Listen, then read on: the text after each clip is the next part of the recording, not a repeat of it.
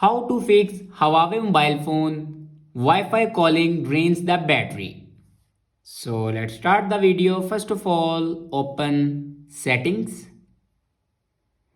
In settings, you can see the option mobile data. Now click on mobile network. Now here you can turn on or off your airplane mode.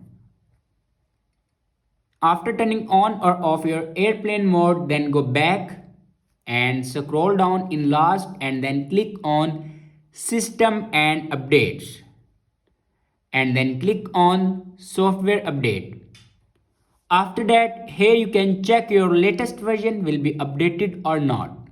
If it doesn't update to latest version, then update it to latest version. After that, go closer to your router. So after that, your problem will be fixed. I hope this video is helpful for you. Thanks for watching.